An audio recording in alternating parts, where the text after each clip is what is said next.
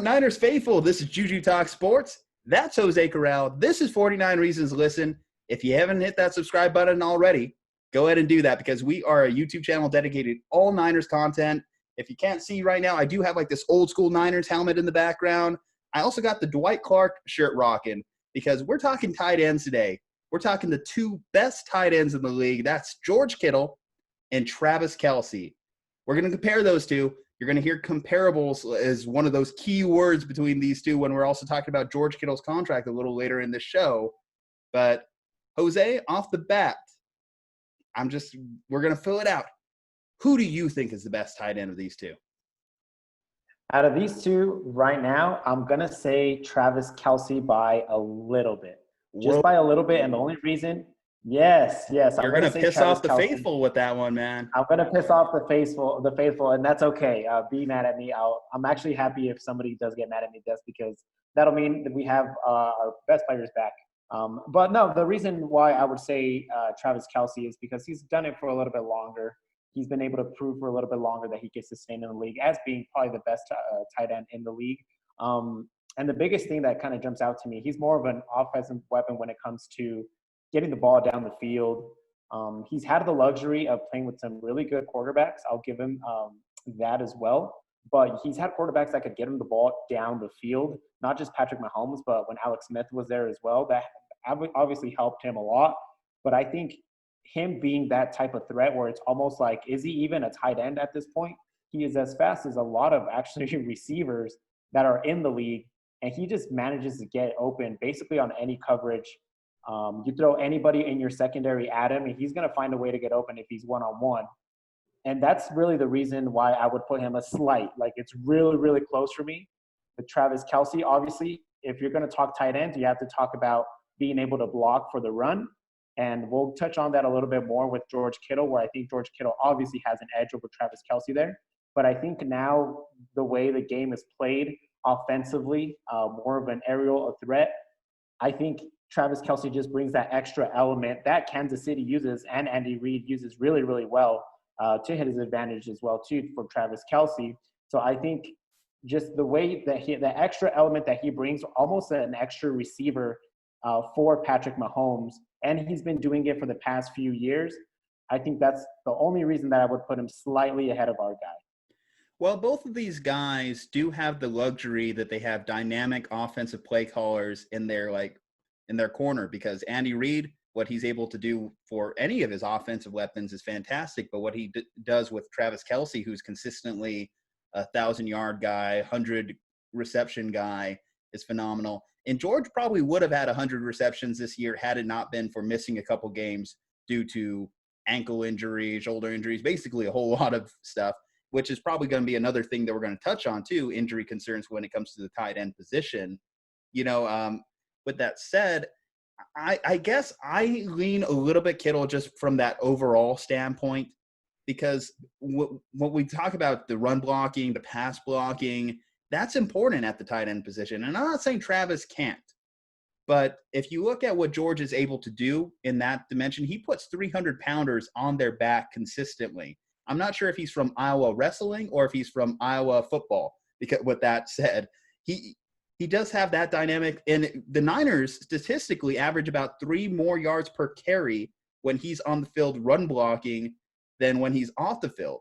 And I think that can't be underrated when you consider what Kyle Shanahan does. And that's probably, again, when we talk about just these fit. Both these guys would be dynamic anywhere because they're big, they're strong, they're fast. I do love what Kelce can do on third down more. Like his ability to get open. You talked about that. I think that can't be underrated. Kittle's more dynamic with the ball in his hands, what he's able to do. He led the NFL in missed tackles last season because when that train gets rolling, you just want to get out of that way because that's a big, scary man. And if you were some Saints tacklers last year, you learned that firsthand when he was dragging you for about 20 yards, even as you're just grabbing his face mask. So I lean Kittle personally. It's funny because Zach Ertz, he's just out of this discussion now. He was if you're a fantasy player, a PPR monster a couple years ago. But these two, I think they're the more natural fits. Their legacies are more intertwined because of their two teams as well. Actually, I do have a clip here, too, that I'm going to present of one Travis Kelce, what he had to say about this matchup, the Niners, the Chiefs.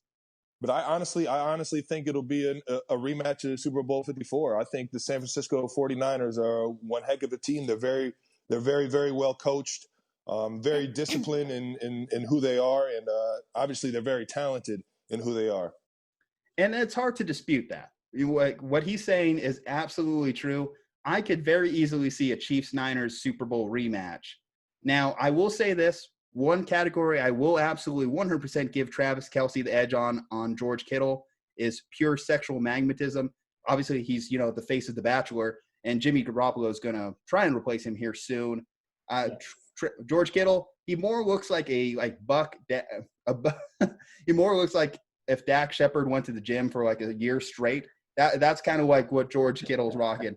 But tight end comparables, I'm leaning George. No, yeah, you bring up a good point, and I touched on it a little bit earlier. I think if you're saying George Kittle, you got to bring up the run blocking, and we see it every single Sunday that he's able to play.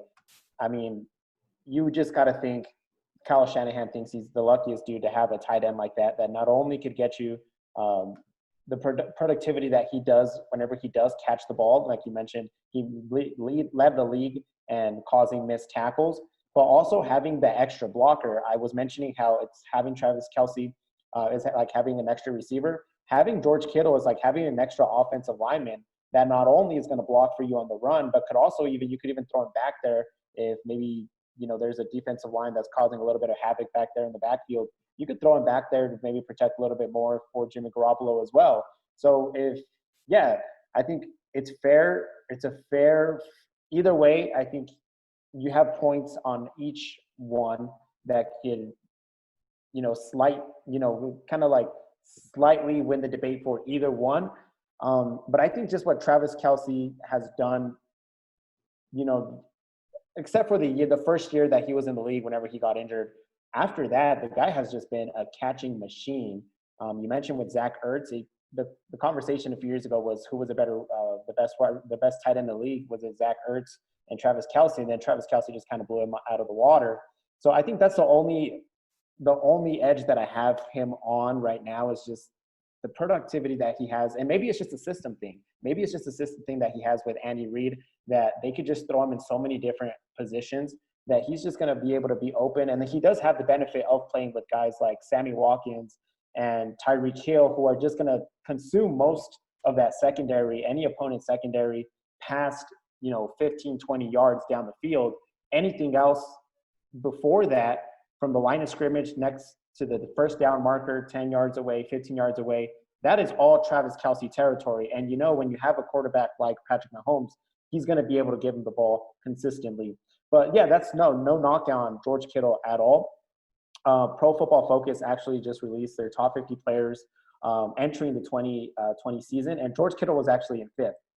So it's not just Niners fans thinking highly of him. It's not just Niners coaches and Niners teammates thinking highly of him. It's the rest of the league. The rest of the league has been put on notice that George Kittle is very well going to be the highest paid tight end of all time whenever the contract negotiations that are currently going on with the team conclude.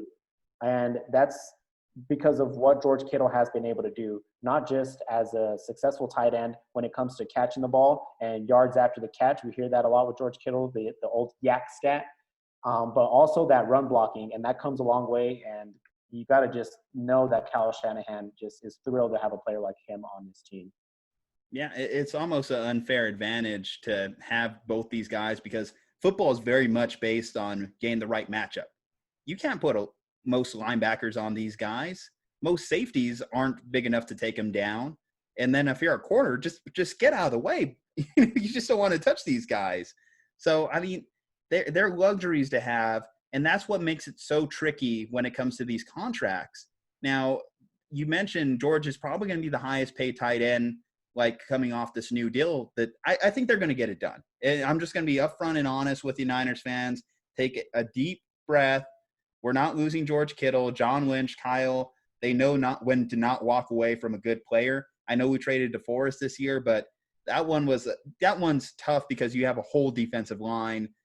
There's not much there's not many comparable players to a George Kittle that you can just go out there and find. Charlie Warner, who they selected in the 5th round this year, he's a fine player. I'm sure he's going to do fine, but he's not George Kittle. And that's just plain and being honest with you, Kyle, you're not going to make another George Kittle quite like that. One thing I will say, though, is in terms of if the Niners and Chiefs do have to consistently match up over the next years, wouldn't be the worst if George Kittle drove up this contract, because Travis Kelce is also going to be asking for new money here pretty soon as well. I think it's only fair to bring up like Travis's numbers. So his current contract at the moment, he only signed for about $20 million guaranteed at the time. It was a 5-year, $46 million deal. And then on an average basis, he's going to make $8 million as his base salary in 2020. So a huge difference from the numbers we're hearing when it comes to George Kittle, because Kittle's camp has said $20 million. And it's hard. You don't want to punish the guy for being what they call a unicorn, being so dynamic in so many different categories. But when it comes to like tight end contracts, it doesn't get much better than what Travis Kelce has, because the highest paid tight end currently in the league is going to be Austin Hooper. He is going to be making 9.5 he's going to be making about $9 million, give or take. And then when it comes into like his guaranteed money, that only came out to $23 million, Then so in terms of like the camps, they're also throwing out there, well, he's kind of a wide receiver. He's kind of a left tackle. Well, let's look at those two. Right now, Julio Jones, he's making $22 million a year. And then similarly, Laramie Tunsil, who's the highest paid left tackle, he's making 22. Now, is there a right number that you're thinking for George? Because I'm sitting, okay, 15 million, 16 million, I think would be my walk away number, because as much as I love George, then you're talking about like, okay, we can't re-sign Kowalski at that point. Trent Williams, who we just acquired, we can't re-sign him at that point. Unless Jimmy Garoppolo is going to take a giant reduction in his salary, renegotiate his contract, then I don't see how we're able to keep this team together if we're dedicating $20 million to the tight end position. No, I'm definitely in an agreement there with you. I did read also his camp was looking more upwards of $20 million. They were looking for $20 million. They're looking for wide receiver money and even left tackle money, which I agree with you. I do not want to pay a tight end $20 million in any scenario. I know George Kittle, like we've mentioned, a unicorn, a guy that you really can't replace. But at the same time, we got a team to build. We got a team to keep. We have a championship window that we need to keep on extending beyond just this past season. But I think if you're looking at a specific number, I think I walk away at $16-17 million. I think if there's a way you can make it work where you're paying him $15 million a year, and then maybe you convince somebody with one of the bigger contracts on the team to take a pay reduction, then maybe you can make it work. But even then, 15 would be stretching it really, really, really, really hard, because you kind of look at it, it's still a young team. There's still going to be some rookie contracts that are going to expire in the next couple of years that you're going to look back to this contract and be like, okay, what if we overpay this contract and we're not going to be able to re-sign Deebo Samuel. We're not going to be able to re-sign Nick Bosa past his rookie contract. Drake Greenlaw. We have really important key pieces that are really, really young and are still in that rookie contract that we're going to have to pay eventually if we plan on keeping this team together. So all of this is playing into the factors of how much money exactly we need to be paying George Kittle. In a perfect world, you want to pay him as much as he wants, because he is the best player on the team. I think there's no doubt there. He is probably the most important player on the team as well. The team is just completely different with him off the field. But at the same time, we have to build a team that's going to be a championship contender for years to come, not just this season and not just this past season. But I think 15 million is really, really kind of the ceiling for me. If you could find a nice little number between 10 to 15, I think you're fine there, and I think they'll make it work. But if Austin Hooper is getting paid $9 million a year, I could also see George Kittle's, point there as well. It's like, I am more than $5 million a year better than Austin Hooper. But at the same time, I also understand John Lynch's and the front office's standpoint as well, where we have a team to build. So I think anywhere between 10 to 15, I would be more comfortable between 10 to maybe $13 million a year. But if you can make it work to where he's happy with maybe $15 million a year, and you think that you'll be able to convince somebody to maybe take a little bit less money to try to extend their rookie contracts, maybe like a guy to Deebo Samuel, and be like, okay, at another team, they'll probably pay you a little bit more, but you'll be on a championship contender. Maybe that would be the best way to put it for some of these guys that are still in that rookie contract and you want to extend past that contract and still be able to pay George Kittle. That would be the best way to do it. But I'm looking at somewhere between 10 to maybe $14 million a year. Yeah, because I mean, it's just such a large chunk of the salary cap, and this is a cap sport. You know, like when you re-sign a player at those numbers, you also have to think about who you're going to let go. Because the Niners kept Eric Armstead, they had to say, DeForest Buckner, we love you, but we have to let you go because we're not going to be able to pay you your $21 million a year that you're going to demand next year. Now, and the big thing with NFL contracts, and I don't claim to be a cap expert at all, that's Parag Marath's job. You know, that's all for him. He's done a great job of balancing the Niners cap for years. But in terms of guaranteed money, so $22 million, like I said, is Austin Hooper's contract. I would say maybe if you could settle like 25, maybe $30 million guaranteed would be kind of like that sweet spot, because there is that concern with tight ends as well. I mean, for as dynamic as George is, he is a very physical player, and he makes it known that he's a physical player. And we saw what that did on Rob Gronkowski. He had to step away for a year because just the toll on his body added up. Now, thankfully, and I'm just knocking on whatever wood I can find here, George hasn't had to face any like season-ending injuries or anything of that nature, but he has missed games. He missed multiple games last year due to actually multiple injuries. You know, he didn't only, it wasn't just an ankle. He also was dealing with a shoulder. I think he's had a back injury before. So the guy's not, you know, immune by any means. He's not Superman out there, even though he looks like it at times. And I think he just really just is able to go into these games off of pure adrenaline most of the time because of like just the personality, the character he is. But as you get older and these blows start to add up, that's why it gets harder for an organization to offer you more in guaranteed money. And similar to when we're talking about Travis Kelce. So Travis Kelce will be up for his contract here in 2022. You know, and his contract obviously is probably going to be based off of what happens with George Kittle's contract. And that's going to be very difficult for the Chiefs, who are going to be paying Patrick Mahomes here in a year. So unfortunately, as good as Travis Kelce is, he's probably not going to be a Chief in a couple of years. No, yeah, it's definitely interesting how it really comes down to the money. It's not even about getting the right players. It's more about, can you pay the players that are on your team right now, and can you pay for the future players that are going to be on your team? So it's really interesting how this all comes down to a money thing. Sometimes as sports fans, we kind of just try to say, oh man, you're getting paid millions.